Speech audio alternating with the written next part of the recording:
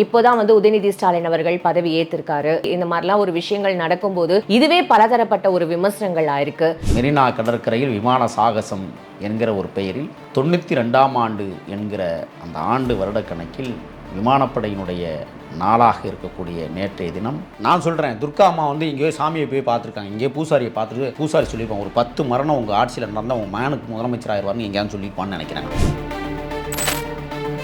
பெரியார் கொள்கையை ஏற்றீர்கள், என்ன அண்ணாவுடைய சித்தாந்தத்தை தூக்கி பிடிச்சிட்டு இருக்கீங்க? நான் சொல்கிறேன், குற்றச்சாட்டு வைக்கிறேன். பாரதிய ஜனதா கட்சியோடு ரகசியமாக ஆர்எஸ்எஸ் கும்பலோடு ரகசியமாக கூட்டணி வைத்துக்கொண்டு திராவிட முன்னேற்ற கழகம் தமிழ்நாட்டை ஆண்டு கொண்டு இருக்கிறதுக்கு எடுத்துக்காட்டு தான் நேற்று அந்த கூட்டத்தில் என்ன சொன்னாங்க?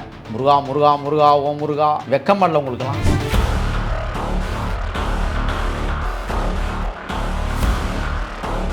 1996 இறுதி வாக்கில் ஜெயலலிதா அம்மையாரும் சசிகலாவும் கும்பகோணம் மகாமகம் குளத்தில் எப்படி சோசியர்கள் சொன்ன அடிப்படையில் குளிச்சுட்டு அங்கே மக்களை சாகடித்தார்களோ அதை போல் இன்றைக்கி ஸ்டாலினுக்கும் துணை முதலமைச்சர், அவர் பேரே எனக்கு வரமாட்டேங்குது, ஏன்னு கேட்குறீங்களா? கோபம். நான் என்ன கேட்குறேன்னா, 108 ஆம்புலன்ஸ் நீங்கள் வச்சுருக்கிறீங்க, இத்தனை சாலைகளும் மக்கள் வெள்ளத்தில் இருக்கும்போது 108 எப்படி போகும்? மருத்துவமனை திறந்து வச்சிருக்கிறோம், மருத்துவமனையில் எல்லா உபகரணங்களும் இருக்குது அப்படின்னு சொன்னால் யாரை நீங்கள் ஏமாத்துறீங்க? இப்போ மக்கள் வெள்ளத்தில் நீங்கள் 108 பறந்து போகுமா? அது என்ன விவிஐபி விஐபி? ஓட்டு பொறுக்கிகள் மக்கள்கிட்ட வரும்போது நீ விவிஐபி வர்றியா? உங்களுக்கு எதுக்குற அந்த பதவி? இந்த மாதிரியான வார்த்தைகள் இங்க பிரயோகம் இல்ல. நீ மட்டும் மேடையில் ஏறி உட்கார்ந்துட்டு சொகுசா இருக்கிறீல்ல, தண்ணி கொடுத்தியா மக்களுக்கு?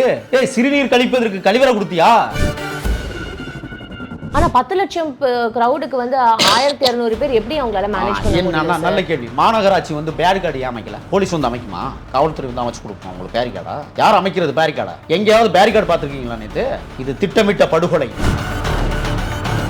10 லட்சம் பேருக்கு 15 லட்சம் பேர் கூடியிருக்கான் அந்த மெரினா கடற்கரையில். என்ன அடிப்படை தேவைகளை நீங்க பூர்த்தி செஞ்சிருக்கீங்க? இங்க ஆட்சி நடத்துறீங்களா இல்ல வேற எதையும் நடத்திட்டு இருக்கீங்களா தமிழ்நாட்டில்? இல்ல வெக்கமாடல உங்களுக்குலாம்? 93 பேர் மருத்துவமனையில் இருக்கேன், எத்தனை பேர் சாக போறான்னு தெரியல. அவங்களாம் நல்லா இருக்கட்டும். இப்போ நாங்க சொல்றோம், 11-1 நடத்தியது மக்களை கொள்வதற்காக, திட்டமிட்டு ஞாயிற்றுக்கிழமை நடத்தியது மக்களை கொள்வதற்காக, திட்டமிட்டு கடைசி விடுமுறை நாளான ஞாயிற்றுக்கிழமை நடத்துவது மக்களை கொள்வதற்காக. 1500 போலீஸ் எப்படி மக்களை கண்ட்ரோல் பண்ணுவாங்க அப்படின்றது ஒரு இயற்கை, எல்லாருக்குமே தோன்ற ஒரு கேள்வி தானே சார். துணை ராணுவ படை பரங்கி மலையிலையும் ஊட்டி மலையிலையும் தூங்குறாங்களா? இத்தனை லட்சம் மக்களை நீ ஏன் மெரினாவில் கூட்டினீங்க? யாரை கேட்டு கூட்டினீங்க? மெரினா கடற்கரையில் கூட்டம் கூடுதல் தடை செய்யப்பட்டிருக்கா இல்லையா? சொல்லுங்க. ஆமா. ஏன் நேற்று கூட்டத்தை கூட்டினீங்க? யாரை கேட்டு கூட்டினீங்க? சார், மெரினானா உங்களுக்கு ஓப்பன் பிளேஸ், எல்லாமே அங்க பாத்துக்கலாம். சுனாமி வந்துருந்துச்சுன்னா 15 லட்சம் மக்கள் நேற்று கடற்குள்ள மூழ்கிருப்பான்ல. வேளச்சேரி ரயில்வே ஸ்டேஷன் இருக்குல்ல, அதாவது 30க்கும் மேற்பட்டவர்கள் அந்த பிளாட்ஃபார்ம் கொள்ளாமல் தண்டவாளத்தில் விழுந்தாங்க. ஒரு ட்ரெயின் வந்துருந்துச்சுன்னா என்ன இருக்கும்? இந்த விமானப்படை சாகசத்தை பார்க்கறதுக்கு வேளச்சேரி அந்த மாடியில் இருக்கிற அந்த ரயில்வே அந்த ட்ராக்ல 30 பேர் விழுந்தாங்க நேற்று. இந்த மக்கள் யோசிக்க வேண்டாம், 11 மணிக்கு விமானம் விடுறானே, எப்படி அண்ணாந்துட்டு பார்க்க முடியும் விமானத்தை சாகசங்களை? சரி, ஏன் விமானப்படை சாயங்காலம் 4 to 6 நடத்திருக்க கூடாது?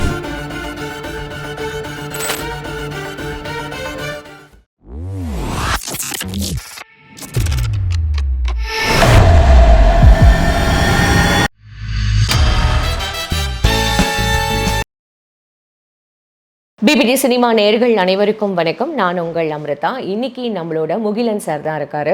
அவர்கிட்ட நிறைய விஷயங்கள் கேட்டு தெரிஞ்சுக்கலாம். நிகழ்ச்சிக்கு போகலாம். சார் வணக்கம். சார் வணக்கம். எப்படி இருக்கீங்க? சிறப்பாக இருக்கேன். சந்தன காடுகளில் மீண்டும் ஒரு சந்திப்பு. மாபெரும் மகத்தான பெரிய ஒரு வீரப்பனார் நடமாடிய புண்ணிய தேசத்தில் ஒரு 10 நாட்களாக நடமாடிவிட்டு இன்று தான் வந்தேன். ஆகையால் எந்த ஒரு வலையொலி தளத்துக்கும் 10 நாட்களாக நான் நேர்காணல் கொடுக்கவில்லை. சென்னையில் இறங்கியதும் மெரினா கடற்கரை என்கிற அந்த செய்தியை கேட்டதும் மனம் பதவதைக்கிறது. உங்கள் கேள்வியை தொடுங்க. நான் தான் என்னோட முதல் கேள்வியாக இருந்தது, நீங்களே அதுலேருந்தே ஆரம்பிச்சிட்டிங்க. இப்போது ஒவ்வொரு வருஷம், இது 92வது வருஷம் இந்த மாதிரியான இந்த வான்வழி இந்த வேடிக்கை, அதாவது இந்த வான்வேடிக்கையான நிகழ்ச்சி, இந்த சாகசங்கள் நடந்துட்டு தான் இருக்குது. முக்கியமாக இந்த வருஷம் இப்போ தான் உதயநிதி ஸ்டாலின் அவர்கள் பதவி ஏற்றிருக்காரு. அவர் ஏற்றி இந்த மாதிரிலாம் ஒரு விஷயங்கள் நடக்கும்போது இதுவே பலதரப்பட்ட ஒரு விமர்சனங்கள் ஆயிருக்கு. அது மட்டும் இல்லாமல் சனாதன தர்மத்தை நான் ஒழிச்சே தீருவேன் அப்படின்னு சொல்லும்போது, அதில் ஒன் ஆஃப் த சாகசம் அதை ஏர்ஃபோர்ஸ் பண்ணும்போது வீரவேல் வெற்றிவேல் அப்படின்னு சொல்லும்போது மக்களோட கரகோஷம் எப்படி இருந்தது அப்படின்னு பார்க்கும்போது, இதெல்லாம் எந்த மாதிரியான ஒரு விஷயத்தை கொண்டு போய் சேர்க்க போகுது அப்படின்றத பார்க்க வேண்டியதாக இருக்குல்ல சார்? பெரியாழ்வார் தமிழ் இலக்கியத்தில் மெரினாவை பற்றி அழகாக அற்புதமாக எடுத்துரைப்பார். வந்துரைத்த வேண்டிரைகள் செம்பவள வேண்டித்திட. அந்தி விளக்கும் மணிவிளக்காம் எந்தை ஒருவல்லி தாமரையாய் ஒன்றிய சீர்மார்வான் திருவல்லி கேணியான் சென்று என்று எழுதுவார். ஜல்லிக்கட்டு போராட்டம் மாபெரும் வெற்றியை தமிழர்களுக்கு தேடித்தந்த மைதானம் மெரினா மைதானம். அது வெற்றியினுடைய உச்சத்தில் இருக்கிறது இன்று வரை. ஆனால் இறுதியில் காவல்துறை களங்கடித்த கழகங்கள் நூற்றுக்கணக்கானவரை தடியடிகளால் நிரப்பி வலித்தனர் இரத்தங்களை. இன்றைக்கு நீங்கள் குறிப்பிடுவதைப் போல மெரினா கடற்கரையில் விமான சாகசம் என்கிற ஒரு பெயரில் 92ஆம் ஆண்டு என்கிற அந்த ஆண்டு வருடக்கணக்கில் விமானப்படையினுடைய நாளாக இருக்கக்கூடிய நேற்றைய தினம் இந்த நிகழ்வை திட்டமிட்டு ஞாயிற்றுக்கிழமை அந்த விழாவை தேர்வு செய்து, ஏன்னா இன்றைக்கி காலாண்டு விடுமுறை தினம், கடைசி நாள் நேற்று தான். குட்டியெல்லாம் கடைசி நாள் ஏதாவது ஒன்று சந்திக்கணும், ஏதாவது ஒன்று பார்க்கணும்னு ஆசைப்படுகிற அந்த சூழலில் விமான சாகச நிகழ்ச்சியை மதியம் 11 மணிலிருந்து 1 மணி வரை உச்சி வெயில் முகத்தை வாட்டுகிறது மட்டுமல்ல, நாவையே வாட்டுகிற அளவிற்கு நேற்றைய தினம் வெயில் சென்னையில் 96 டிகிரி அடித்திருக்கிறது. நான் என்ன கேட்குறேன்னா, அந்த விமான சாகசம் எப்போ நடத்துகிறீங்க? உச்சியில் வெயில் வருகிற போது, சூரியன் வருகிற போது அண்ணாந்து பார்க்குறது விமானத்தையா சூரியனையா? இது திட்டமிட்டு மக்களை பழிவாங்குகிற நடவடிக்கையாக இந்திய நடுவண் அரசும் இந்திய ஒன்றிய அரசும், நாங்கள் கூட்டணியே கிடையாது, நாங்கள் இந்த தேசத்தில் தமிழ்நாட்டில் சமத்துவ கோட்பாட்டோடு சனாதனத்தை ஒழிப்பதற்காக கண்ட பேரியக்கமாக திராவிட முன்னேற்றக் கழகம் இருக்கிறது, அதன் அடிப்படையில் பறைசாற்றுகிற விதமாக எங்கள் ஆட்சி நடக்கிறது என்ற கேவலங்கட்ட ஆட்சியை இன்றைக்கி நடத்தி கொண்டிருக்கிறார்கள். மகாமகம் குளத்தில் குளித்தா எல்லாருக்கும் புண்ணியம் கிடச்சிடும்னு 1996 இறுதி வாக்கில் ஜெயலலிதா அம்மையாரும் சசிகலாவும் கும்பகோணம் மகாமகம் குளத்தில் எப்படி சோசியர்கள் சொன்ன அடிப்படையில் குளிச்சுட்டு அங்கே மக்களை சாகடித்தார்களோ, அதை போல் இன்றைக்கி ஸ்டாலினுக்கும் துணை முதலமைச்சர்,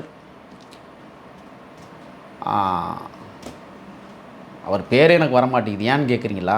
கோபம். அந்த லெவலுக்கு இந்த தமிழ்நாட்டை சீர்கேடு பாதையில் அழைத்து செல்லுகிற குடும்பம் ஸ்டாலின் குடும்பமாக இன்றைக்கி மாறி இருக்கிறது. நான் அந்த குடும்பத்தை குறை சொல்கிறேன்னு நினைக்கக்கூடாது. துர்கா அம்மையார் ஒரு பக்கம் கோயிலாக போயிட்டுருக்காங்க, அடுத்து உதயநிதி ஸ்டாலின் அவருடைய துணைவியார் கோயிலாக போயிட்டுருக்காங்க.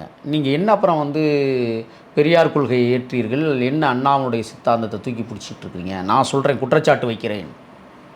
பாரதிய ஜனதா கட்சியோடு ரகசியமாக, ஆர்எஸ்எஸ் கும்பலோடு ரகசியமாக கூட்டணி வைத்துக்கொண்டு திராவிட முன்னேற்றக் கழகம் தமிழ்நாட்டை ஆண்டு கொண்டு இருக்கிறதுக்கு எடுத்துக்காட்டு தான் நேற்று அந்த கூட்டத்தில் என்ன சொன்னாங்க?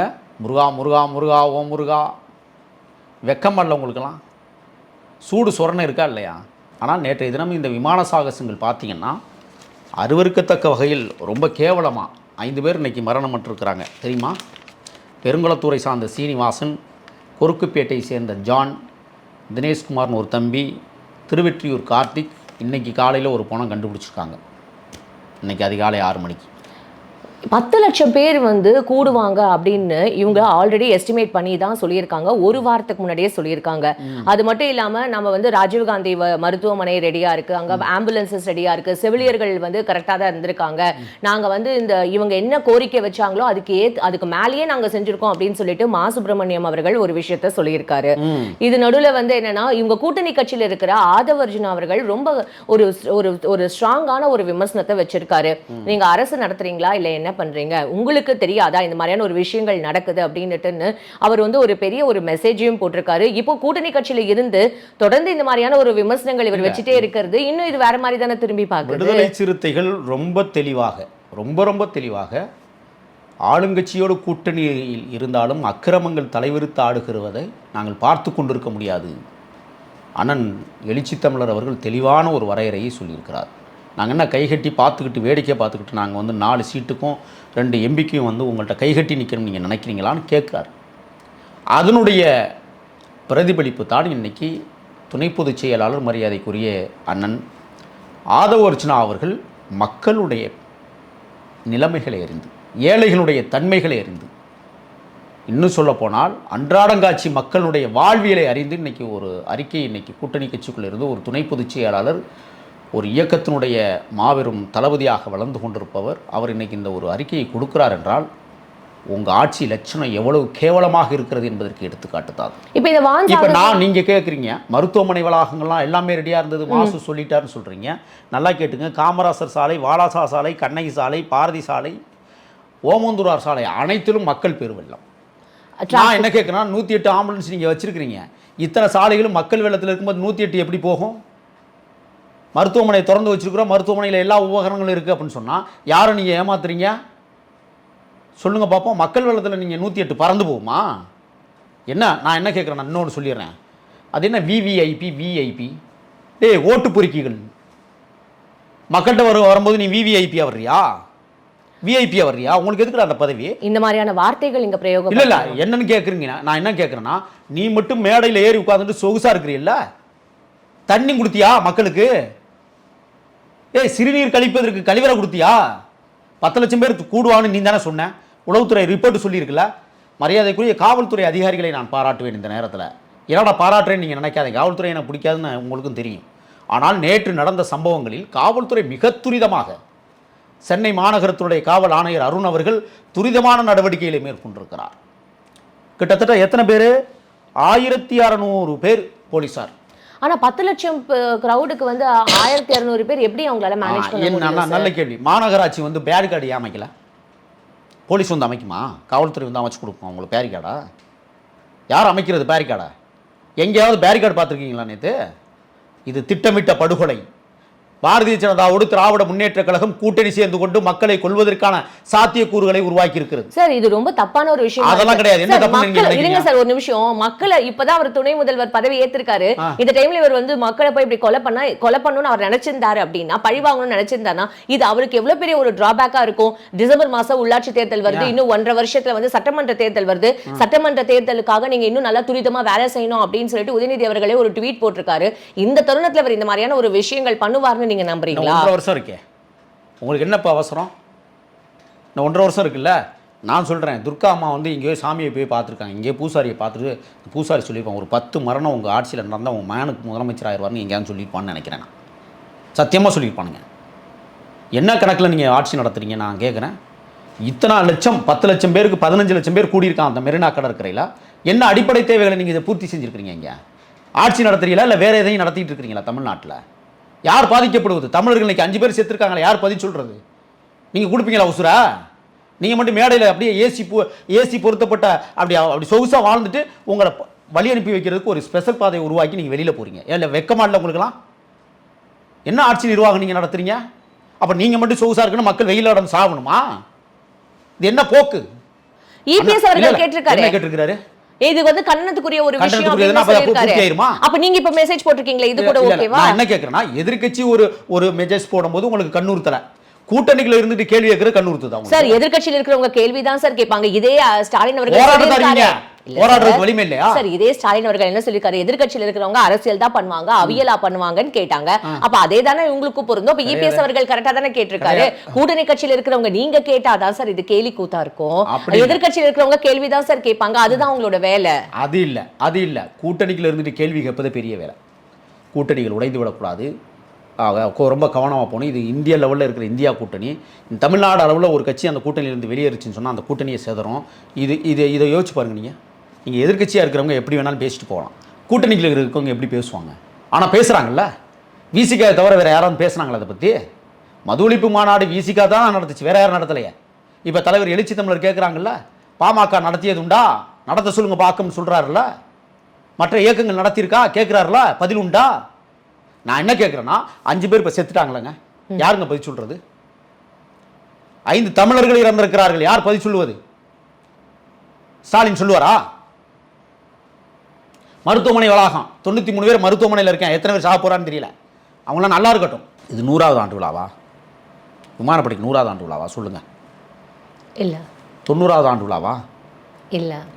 ஏன் இத்தனை லட்சம் மக்களை நீங்கள் இப்போ கூட்டினீங்க? எதுக்கு இவ்வளவு விளம்பரங்கள்? யாரை திருப்திப்படுத்த? சரி, இந்திய விமானப்படை யாருக்கு சொந்தமானது? மாநில அரசுக்கு சொந்தமானதா, மத்திய அரசுக்கு சொந்தமானதா? சரி, மத்திய அரசுக்கு தானே சொந்தமானது. மத்திய அரசு என்னென்ன அறிக்கை கொடுத்துச்சு மாநில அரசுக்கு? மாநில அரசு என்னென்ன பின்பற்றி இருக்கு இந்த விஷயத்தில்? யாரை ஏமாத்துறீங்க நீங்கள்? இப்போ புரியுதா பிஜேபி திமுக கூட்டணின்னு? புரியுதா இல்லையா உங்களுக்கு? ஆர்எஸ்எஸ் திமுக கூட்டணி புரியுதா? நாங்கள் சொன்னால் வந்து எங்கள் மேலே நீங்கள் வந்து சம்மன் அனுப்புவீங்க, எங்கள் மேலே நீங்கள் வழக்கு போடுவீங்க. உங்கள் ஆட்சியை எடுத்து யாரும் எதுவும் பேசக்கூடாதுன்னு நீங்கள் நினைக்கிறீங்க. தவறுகளை சுட்டி காட்டினா தப்புங்கிறீங்க. இப்போ நாங்கள் சொல்கிறோம் 11-1 நடத்தியது மக்களை கொல்வதற்காக, திட்டமிட்டு ஞாயிற்றுக்கிழமை நடத்தியது மக்களை கொல்வதற்காக, திட்டமிட்டு கடைசி விடுமுறை நாளான ஞாயிற்றுக்கிழமை நடத்துவது மக்களை கொல்வதற்காக. இது மக்களை சந்தோஷப்படுத்தியிருக்கீங்க நீங்கள். என்னென்ன விமானம் இங்கே பாருங்கள், அது சொல்கிறானுங்க பேரே நுழைய ஒன்று கூட தமிழில் இல்லை. இங்கே பாருங்கள், தேசஸ், M17, சுகியா, ஹார்வர்டு, கப்போட்டா. இது என்ன பேர்? தமிழ்நாட்டில் வானூர்தி வந்து தமிழ் பேர் இல்லை. தமிழர்கள் போய் அதை பார்த்து சந்தோஷப்படணும். சந்தோஷப்படுறதுக்கு முன்னாடி 5 பேர் சாகணும். இதான் உங்க நிலைப்பாடா? அப்போ இது தமிழர்கள், நீங்க தமிழர்கள்னு சொல்றீங்களே, இது தமிழர்கள் தானே யோசிச்சிருக்கணும்.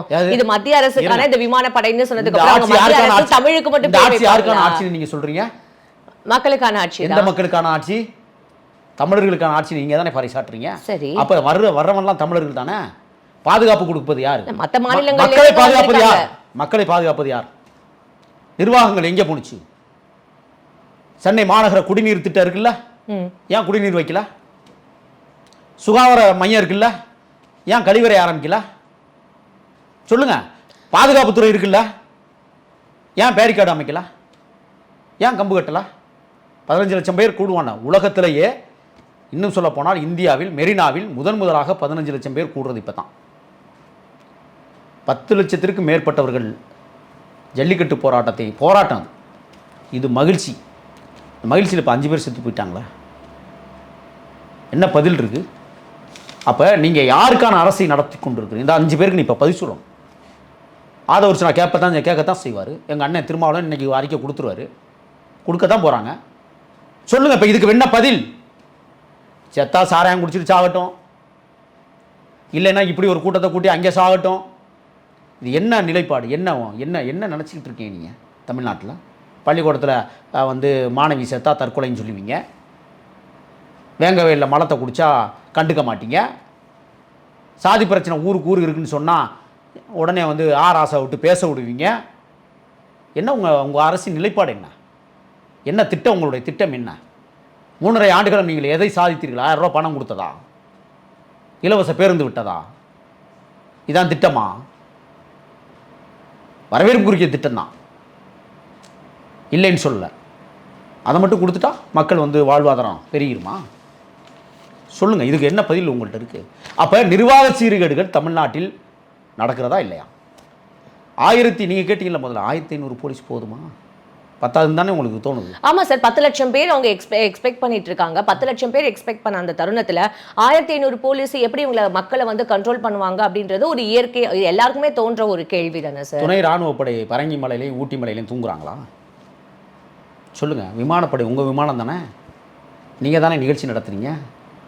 உங்களுடைய துணை ராணுவப்படை எங்கே இருக்கு? சொல்லுங்க. கடலோர பாதுகாப்பில் போய தமிழக மீனவன் இலங்கை கடற்பகுதிகளை போகாமல் இருக்கிறதுக்கு தடுத்துக்கிட்டு இருக்கிறீங்களா? சொல்லுங்கள். உங்கள் கடலோரப்படை லட்சணம் இங்கே கிளியுது இல்லை, வங்காள விரிகுடா கடலில் திறந்தோறும் தமிழக மீனவர்களை பிடிச்சிட்டு போகிறான்ல, அதான் உங்கள் லட்சணம். இந்திய ராணுவத்துடைய லட்சணம் தான். அவள் துணை ராணுவப்படை என்ன எங்கே போணுச்சு நேற்று? மாநில அரசும் தானே சார் அதை பற்றி பேசணும். நான் என்ன கேட்குறேன்னா, விமானப்படை சாகசம் யாரும் நடத்துறது? மாநில அரசு நடத்துச்சா? யாருக்கான விழாது சார்? மாநில அரசு நடந்துச்சான்னு நீங்க கேக்குறீங்க. ஆனா மாநில அரசு நடத்துறதுக்கு இவங்களும் தானே ஓகே சொல்லிருக்காங்க. மத்திய அரசு நீங்க கேட்ட கேள்விக்கு வரேன். 1500 போலீஸ் கொடுத்தது 10,000 நீங்க தான் சொல்றீங்க. ஏன்னா நீங்க ராணுவத்தை அனுப்பலாமே, துணை ராணுவத்தை. 10 லட்சம் பேர் கூடுவான், 1500 பேர் தான் சென்னை சிட்டியில் வந்து போலீஸ் பாதுகாப்பு கொடுக்க முடியும். மற்ற இடங்களுக்கு பாதுகாப்பு ஏற்பாடுகள் அவங்க பண்ணணும். நான் கேட்குறேன், நேற்று வேளச்சேரி ரயில்வே ஸ்டேஷன் இருக்குல்ல, அதாவது 30க்கும் மேற்பட்டவர்கள் அந்த பிளாட்ஃபார்ம் கொள்ளாமல் தண்டவாளத்தில் விழுந்துருக்காங்க. ஒரு ட்ரெயின் வந்துருந்துச்சுன்னா என்ன இருக்கும்? இந்த விமானப்படை சாகசத்தை பார்க்குறதுக்கு வேளச்சேரி அந்த மாடியில் இருக்கிற அந்த ரயில்வே அந்த ட்ராக்கில் 30 பேர் விழுந்தாங்க நேற்று. ரயில் வந்துருந்துச்சுன்னா யார் பதில் சொல்லுவது? நேற்று நல்லா கேட்டுக்குங்க. எப்போதும் வழக்கம் போல் விடுற 5 நிமிடத்துக்கு ஒரு முறை விடுகிற மெட்ரோ விட்டாங்க. 20 நிமிஷத்துக்கு ஒரு தடவை விட்டுற மின்சார ரயில் விடுறாங்க. வழக்கம் போல் என்னவோ அதுதான். நேற்று ஸ்பெஷலில் ஏன் அதெல்லாம் சரி பண்ணல? ரயில்வே திட்டம் யாருடையது? யாருடையது? நீங்க இப்போ எல்லாமே வந்து மத்திய அரசு மேல வந்து குறை சொல்றதுக்கான மத்திய அரசு ஏதாவது ஒரு நடவடிக்கை இந்த விமானப்படை சாகசத்துல மாநில அரசு வந்து மாநில அரசு நாம இப்ப மாநில அரசு குறைகளை நான் சொல்லிட்டேன். சுகாதாரம் சரி பண்ணல, அதெல்லாம் அந்த மாநில அரசு தான் அதை பார்க்கணும்னு நான் சொல்லிட்டேன். போக்குவரத்தை சரி பண்ணுறது அவங்க தான், அது பேருந்து போக்குவரத்தை சரி பண்ணுறது அவங்க தான், அதை பண்ணலை அவங்க. அடுத்து கழிவறை அமைச்சு கொடுக்கல, சுகாதார குடிநீர் அமைச்சு கொடுக்கல, போதிய மருத்துவ வசதி செஞ்சு கொடுக்கல, பாதுகாப்பு விஷயங்களை காவல்துறை மெத்தனமாக இருந்திருக்கு. இதெல்லாம் நம்ம சொல்கிறோம். இது வந்து தமிழ்நாடு அரசு கோட்டை விட்டுருச்சு முழுக்க. இந்திய வல்லாதிக்க அரசு என்ன பண்ணுச்சு? நடுவண் அரசு என்ன செஞ்சிச்சு? இந்த விமான சாகசத்தை நடத்துவதற்காக நாங்கள் இந்திய நடுவண் அரசின் மூலமாக இந்தந்த விஷயங்களை நாங்கள் உங்களுக்கு செய்கிறோம் அப்படின்னு என்ன செஞ்சுருக்காங்க சொல்லுங்கள், நீங்கள் சொல்லுங்கப்பா. இப்போ இந்த நீங்க கேட்குற கேள்வி கரெக்ட் தான் சார். ஆனா மத்திய அரசு இந்த மாதிரியான ஒரு விஷயம் நாங்க இங்க பண்ண போறோம் அப்படின்றத மாநில அரசு சொல்லும் போது மாநில அரசும் மத்திய அரசும் சேர்ந்து தானே இந்த மாதிரியான விஷயங்கள் என்னென்ன தேவை என்னன்றத மாநில அரசு கோரிக்கை வச்சாதானே மத்திய அரசு அதை இது பண்ண முடியும். கூட்டுறதுக்கு மட்டும் விளம்பரம் கொடுத்தீங்கல்ல, மக்களை கூட்டுறதுக்கு ரெண்டு அரசும் வந்து கூட்டத்தை கூட்டினீங்கல்ல, கூட்டுறதுக்கு முன்னாடி இதை யோசிக்கணுமா இல்லையா? ஏன் கலந்து பேசலாம்? முன்னறிவிப்பு ஏன் கொடுக்கல? 5 கிலோமீட்டர் 6 கிலோமீட்டருக்கு அந்த பக்கம் இருசக்கர வாகனங்களை வந்து அவங்க புருஷன் முன்னாடி அங்கே நிப்பாட்டிட்டு இங்கே இருந்து நடந்து வந்து இந்த விமான சாகசத்தை பார்க்க வந்த இடத்துல ஒரு அம்மா மயக்கம் விழுந்து கடந்து தூக்கிட்டு ஓடுறாங்க. 93 பேர் இதுவரை. இப்போ அரசு வந்து ஒரு விஷயத்தை மறைச்சிக்கிட்டு இருக்குது. எத்தனை சாவுங்கிறத மறைச்சிக்கிட்டே இருக்கான். 5 பேர் தான் இப்போ கணக்குக்கு வந்திருக்கு. நம்ம அதை பேரை படிச்சில்ல, 5 பேர் தான்.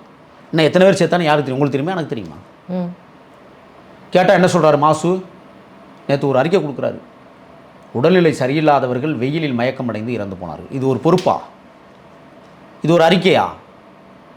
என்ன நினச்சி பண்ணிக்கிட்டு இருக்கிறீங்க நீங்கள்? நடமாடு மருத்துவமனைகள் வந்திருக்கணுமா இல்லையா? எங்கே அது? நடமாடும் கழிவறைகள் இருக்கே எங்கே? டோட்டல் சிட்டியில் எத்தனை பேருந்து ஓடுது நடமாடும் கழிவறை வாகனங்கள்? ஏன் வரல? ஒரு மாநாடு நடத்தணும்னா 33 கேள்வி கேட்குறீங்களா நீங்கள்? விசிக மாநாடுக்கு 33 கேள்விகள் கேட்டீங்க. எல்லாத்தையும் பூர்த்தி செய்து தான் கொடுத்து மாநாடு நடத்தினாங்க. இப்போ தாவேக மாநாடு நடக்க போகுது விக்கிரவாண்டியில். 33 கேள்வி கேட்டீங்க. 17 கேள்விக்கு வந்து பொருத்தமான பதில் வேணும்னு சொல்லி கேட்டீங்க. எல்லாத்தையும் கொடுத்துருக்காங்க. நீங்கள் கேட்குற கேள்வியெல்லாம் மாநாடு நடத்தும் போது சரி நான் கேட்குறேன், இத்தனை லட்சம் மக்களை நீ ஏன் மெரினாவில் கூட்டினீங்க? யாரை கேட்டு கூட்டினீங்க? தடை செய்யப்பட்டிருக்குல்ல, மெரினா கடற்கரையில் கூட்டம் கூடுதல் தடை செய்யப்பட்டிருக்கா இல்லையா? சொல்லுங்கள். ஆமாம். ஏன் நேற்று கூட்டத்தை கூட்டினீங்க? யாரை கேட்டு கூட்டினீங்க? இது பொதுவான ஒரு நிகழ்ச்சி, மக்கள் எல்லாரும் கண்டு கழிக்கிறதுக்காக அந்த மாதிரியான ஒரு விஷயங்கள் அங்கே தானே சார் பண்ண முடியும். வேற எங்கே பண்ண முடியும் நீங்கள் நினைக்கிறீங்க? நான் என்ன கேட்குறேன்னா, பொதுவான நிகழ்ச்சி தானே, விமான சாகசம் தானே, தாம்பரம் விமானப்படையில் வச்சு நடத்துங்க. அங்கே திடல் இருக்குல்ல சார். இது ஓபன் பிளேஸ் சார். இது எல்லாரும் வந்து மக்கள் எல்லாரும் பார்க்க சென்டரான ஒரு பிளேஸ் சார். சரி சரி. தாம்பரம் ஆல்ரெடி அங்க போறதுக்கான எவ்வளவு வந்து அங்க வந்து உங்களுக்கு அந்த போக்குவரத்து எல்லாமே அது சரி செய்யணும் பண்ணணும். அங்க அது பண்ண முடியாதுல்ல சார். மெரினானா வந்து உங்களுக்கு ஓபன் பிளேஸ் எல்லாமே வந்து அங்க பாத்துக்கலாம். இதுக்கு முன்னாடி அங்க போராட்டம், இதே நீங்க நம்ம பேசினதான் போராட்டம் அங்க நடந்திருக்கு. அந்த மாதிரியான ஒரு விஷயங்கள் தொடர்ந்து அங்க பார்க்கப்படுறதுனால இன்னொன்னு அங்கதான் இன்னும் நல்லா இருக்கும் பார்க்கறதுக்கு. சுனாமி வந்துருந்துச்சுன்னா கேட்குறதுக்கு பதில் சொல்லுங்கள். சுனாமி வந்துருச்சு, 15 லட்சம் மக்கள் நேற்று கடலுக்குள்ள மூழ்கியிருப்பான்ல, சொல்லுங்கள். நீங்கள் ஏற்கனவே அந்த சுனாமியை நீங்கள் கண்டறிஞ்சு சொன்னீங்களா மக்கள்கிட்ட? சுனாமி வரப்போகுது பாதுகாப்பாக இருக்குன்னு சொன்னீங்களா? உங்களுக்கான அறிவியல் சாதனங்கள் கண்டுபிடிச்சி சொன்னிச்சா? சொல்லுங்கள் பார்ப்போம். இதுக்கு என்ன பதில் இருக்குது? தினந்தோறும் மெரினா கடற்கரையில் எத்தனை மாணவர்கள் செத்துக்கிட்டு இருக்கான் கடல் அலையில் சிக்கி? ஞாபகம் இருக்கா இல்லையா? நேற்று கடற்கரை ஓரமாக காவல்துறை குமிக்கப்பட்டிருக்கு. 700 காவலர்களை கடற்கரை ஓரமாக மட்டும் குமிச்சிருந்தாங்க. யாரும் தண்ணிக்குள்ள இறங்கக்கூடாது. சிறந்த பாதுகாப்பு காவல்துறை கொடுத்துருக்கு. பட் துணை ராணுவ படை எங்கே போணுச்சு? மக்களை பாதுகாக்க வேண்டிய இந்த படையை ஏன் தூங்க வைக்கிறீங்களா? தினந்தோறும் சோறு போட்டு சம்பளம் கொடுத்து சொல்லுங்கள். 15 லட்சம் பேர் கூடுகிற இடத்துல ஒரு 5000 துணை ராணுவ படை அவன் அனுப்பியிருந்தா இதை சரி பண்ணியிருக்கலாம்ல. 2 மாதத்துக்கு முன்னாடி, இப்போ நீங்கள் கேட்குற கேள்வியில் 2 மாதத்துக்கு முன்னாடி இங்கே தானே சார் கார் ரேஸும் நடந்தது. இது இப்போ கார் ரேஸ் நடத்தி என்ன சாதிச்சிட்டாங்க? சாதிக்கிறதுக்கு இல்லை சார். ஆனால் இது வரைக்கும் யாருமே பண்ணாத ஒரு கார் ரேஸை இங்கே வந்து டிஎம்கே கவர்மெண்ட் எடுத்து பண்ணியிருக்காங்கல்ல. சென்னை சிட்டி கார் ரேஸ் ஓட்டுவதற்கான தளமாக இருக்கா? அதுக்கான வழித்தடங்கள் பண்ணி தானே சார். அவுட் ஆஃப் ஏரியாவா? சொல்லுங்கள், நீங்கள் சொல்லுங்கள். நகரத்தில் அண்ணா சாலையில் ஓடிச்சு கார், மக்கள் எவ்வளோ பாதிப்புக்குள்ளாங்கன்னு தெரியுமா உங்களுக்கு? சரி, கார் ரேஸ்க்கு மட்டும் இவ்வளவு பாதுகாப்பு போட்டு இவ்வளவு பேரிகார்ட் போட்டு மக்களை உள்ளே வர விடாமல் வெளியில் தடுப்பு வேலிகள் அமைச்சு கிட்டத்தட்ட 12 கிலோமீட்டருக்கு நீங்கள் எல்லா வேலையும் பண்ணீங்கல்ல, ஏன் இதுக்கு பண்ணலை? அப்போ நான் என்ன கேட்குறேன்னா, இப்போ சொல்கிறேன், கார் ரேஸ் நடத்தி அமைச்சராக இருந்தவர் துணை முதலமைச்சர் ஆகிட்டார். இப்போ மெரினாவில் விமான சாகசம் நடத்திய துணை முதல்வர் இனிமேல் முதலமைச்சராக போகிறார். அதானா? அதுக்கு தான் இந்த விழாவா? அதுக்கு இந்த விழா பண்ணுன்றது இல்லையா? துணை முதலமைச்சர் அவர் தான் நெக்ஸ்ட் முதலமைச்சர்னு இந்த உலகத்துக்குமே தெரியுமே. இதை பண்ணி தான் முதலமைச்சர் ஆகணுன்றது இல்லையா? நீங்க முடிவு பண்ணிட்டீங்களா? முடிவு பண்ணல சார். இது வழி வழியா வர்ற ஒரு விஷயம் தானே சார். இது முன்னாடி துணை முதலமைச்சரா இருந்தவர் சார். இது முன்னாடி துணை முதலமைச்சரா இருந்தவர் ஸ்டாலின் அவர்கள். அவர் தான் இப்போ முதலமைச்சர். அப்போ இப்போ துணை முதலமைச்சரா இருக்கிற உதயநிதி அவர்கள் தான் நெக்ஸ்ட் முதலமைச்சர் அப்படின்றத அவங்களோட கட்சியில இருக்கிறவங்களே கேள்வி கேட்கலாம். அவங்களே ஒத்துக்கிட்டாங்க. கூட்டணி கட்சியில இருக்கிறவங்களே ஒத்துக்கிட்டாங்க. அப்புறம் மக்களாகிய நம்ம ஒண்ணு அவங்கள ஓட்டு போட்டு தேர்ந்தெடுக்கணும், இல்லையா விட்டுடணும். அதுக்கு மேல நம்ம என்ன சார் கேள்வி கேட்கணும்? துணை முதலமைச்சர் இப்ப முதலமைச்சர் ஆயிடுவாரு. அதுதானே சார். இப்ப அதுக்கு தானே நான் பதில் சொன்னேன். இல்ல, நான் 1.5 வருஷத்துக்குள்ள ஆயிடுவார்ல. அது மக்கள் தான் சார் தீர்மானிக்கணும். அது எப்படி மக்கள் தீர்மானிப்பாங்க? இப்போ துணை முதலமைச்சர் மக்களா தீர்மானிச்சாங்க? சொல்லுங்க. உதயநிதி ஸ்டாலின் அமைச்சரா வரணுங்கிறது மக்களா தீர்மானிச்சாங்க? பதவி அவங்க கிட்ட இருக்கு சார். இப்ப அதிகாரம் அவங்க கிட்ட இருக்கு. இப்ப நெக்ஸ்ட் 2026 சட்டமன்ற தேர்தல் நடக்கும்போது பதவியும் அதிகாரமும் அவங்க வர்றதுக்கு மக்கள் தான் சார் ஓட்டு எடுக்கணும். இதுக்கு மக்கள் தேர்ந்தெடுக்கணும்ன்றது இல்ல. அமைச்சராகி நல்லா கேட்டுங்க. அமைச்சராகி கள்ளக்குறிச்சியில் 68 பேர்னு பொய் கணக்கு சொல்றீங்க. 79 பேர் செத்து போனாங்க உங்கள் ஆட்சியில் தான். நீங்கள் அமைச்சராகி விழுப்புரம் மாவட்டம் மரக்காணத்துக்கும் பக்கத்தில் 22 பேர் செத்து போனாங்க உங்கள் ஆட்சி தான். நீங்கள் அமைச்சராகி கார் ரேஸ் விட்டுட்டீங்க. இப்போ நீங்கள் துணை முதலமைச்சராகி மெரினாவில் 5 பேரை கொண்டு போகிறீங்க. அப்படி எடுத்துக்கலாமா கூடாதா? மக்கள் தான் சார் தீர்மானிக்கணும். இதை மக்கள் தான் முட்டாளாக இருக்காங்களே. நேற்று இந்த மக்கள் யோசிக்க வேண்டாம். 11 மணிக்கு விமானம் விடுறானே, எப்படி அண்ணாந்துக்கிட்டு பார்க்க முடியும் விமானத்தை, சாகசங்களை? யோசிக்க வேண்டாம். சரி, ஏன் விமானப்படை சாயங்காலம் 4 to 6 நடத்தியிருக்கக்கூடாது? என்ன இதுக்குள்ள உள்வினை என்ன? எதற்காக இப்படி பண்ணாங்க?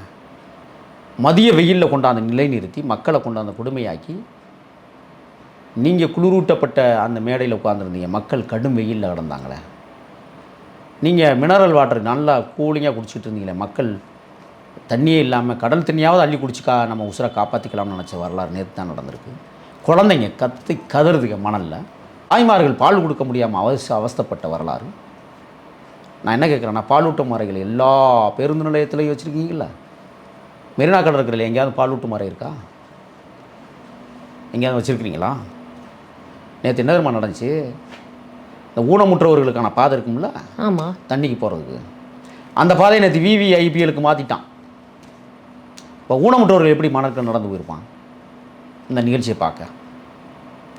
அப்போ விஐபிகளுக்கு நீங்கள் நான் சொகுசாக போகணும். எந்த விதமான வழியும் இல்லாமல், எந்த விதமான அந்த வெள்ளச்சிட்டை கசங்கிராமல் போகணும். மக்கள் அவஸ்தைப்படணும். அப்படி தானே? அதான் உங்கள் நோக்கம். மானங்கட்ட துப்புக்கட்டவர்கள் இந்திய வல்லாதிக்க அரசும் தமிழ்நாடு அரசும் நடத்தி கொண்டிருப்பது கேவலத்திலும் கேவலம். சார், இப்போ இந்த விஷயங்கள் பேசும்போது இப்போ ஜெயக்குமார் அவர்கள் உதயநிதி ஸ்டாலின் அவரோட சட்டையை பற்றி பேசியிருக்காரு. அது நீங்கள் பார்த்தீங்களா? தனி மனிதனை அது அவருடைய விருப்பம். ஏன் இப்போ ஜெயக்குமார் வெள்ளை சட்டை போடாமல் இருக்கிறாரா? கசங்காத சட்டை போடுறாரா? இல்லையே. நீங்கள் டிஷர்ட் ஏன் போடுறீங்க? இதுக்குன்னு ஒரு மரபு இருக்குது அப்படின்னு சொல்லி உங்களுக்கு என்ன சட்டை நான் வாங்கி கொடுக்குறேன்னு சொல்லிட்டு இப்போ ஜெயக்குமார் அவர்கள் சொல்லி அவருக்கு அரசியல் தேவை. இப்போ நான் சொல்கிறேன் ஜெயக்குமாருக்கு, ஆனால் நீங்கள் எங்கேயுமே மக்கள் பணி செய்யலாம், ஆனால் அமைச்சராக எத்தனை வருஷம் ஆகிருக்கிறீங்க? எங்கள் வீட்டில் மாட்டு வண்டி இருக்குனே, அதுலையாவது உங்களை கூட்டிய கொண்டே மக்கள் பணி ஆற்றணும்னு நான் விருப்பப்படுறேன். நீங்கள் வருவீங்களானே நான் கேட்டால் அதுக்கு பதில் உண்டா? சொல்லுங்கள். அவர் இப்போ ராகுல் காந்தி டிஷர்ட் தான் அணிகிறார். அதுக்காக ராகுல் காந்தியை போய் நீங்கள் கேட்பீங்களா ஏன் டிஷர்ட்டே அணிகிறீங்க அப்படின்னு? அதாவது அவங்களுக்கு பிடிச்சிருக்கு, அதை அணிகிறாரு. இவருக்கு ஏன் குத்துது? இதுக்குன்னு ஒரு மரபு இருக்குது. அந்த மாதிரியான ஒரு ட்ரெஸ்ஸஸ் தான். என்ன மரபு இருக்குது? அமைச்சராக இருந்தால், துணை முதலமைச்சராக இருந்தால் ஒரு மரபு வெள்ளை சட்டை போட்டு வெள்ளை வெட்டி கட்டணும்னு நினைக்கிறாரா? இது என்ன காமராசர் காலமா? அது காரில் போகிற காலம், நடந்து போகிற காலம் இல்லை. உங்கள் ஜெயக்குமார் காலத்தில் வெள்ளை சட்டை வெள்ளை வெட்டி டிசைன். இப்போ டிஷர்ட்டு ஜீன்ஸ் பேண்ட் தான் டிசைன். ஏற்றுனா ஏற்றுக்குங்க, ஏற்று கட்டி போங்க. காலச்சூழல் மறுவுகிற போது அவரவர்கள் உடையை மாற்றிக்கொள்கிறார்கள். என்ன மரபு இருக்குது? துணை முதலமைச்சருக்கு என்ன மரபு இருக்குது? இல்லை, முதலமைச்சருக்கு தான் என்ன மரபு இருக்குது? அப்போ ஆதி யோகிநாத்துங்கிறவன் ஒருத்தன் ஆண்டுகிட்டு இருக்கானே, சட்டையே போடாமல் மேலே துண்டை மட்டும் கட்டிக்கிட்டு திரிகிறானே, அதுக்கு ஒரு மரபு இருக்குன்னு ஜெயக்குமார் பேசுவாரா? அங்கே போய் பேச சொல்லுங்க பார்ப்போம். புரியுதுங்களா உங்களுக்கு? புரியுது அப்போ அவரை கேட்க மாட்டேங்கிறீங்க, இவரை கேட்குறீங்க. அதை போய் கேட்டு வரட்டும். சும்மா ஏதாவது வாய் இருந்தால் ஏதாவது பேசலாம்னு நினச்சலாம் தமிழ்நாட்டில் பேசிகிட்டு இருக்கக்கூடாது. உதயநிதி ஸ்டாலினுக்கு டிஷர்ட்டு பிடிச்சிருக்கு போடுறாரு, அது தனிநபர் விமர்சனம் வந்து சரியாகாது. ஜெயக்குமார் வந்து இன்னும் சிறுபிள்ளைத்தனமாக இந்த நாட்டில் இருக்கிறாருங்கிறதான் அவரெல்லாம் ஒரு மூத்த அமைச்சுன்னு சொல்லிக்கிட்டு இருக்காங்க. கேவலமாக தான் இருக்குது. சொல்லுங்கள். நன்றி சார். நன்றி.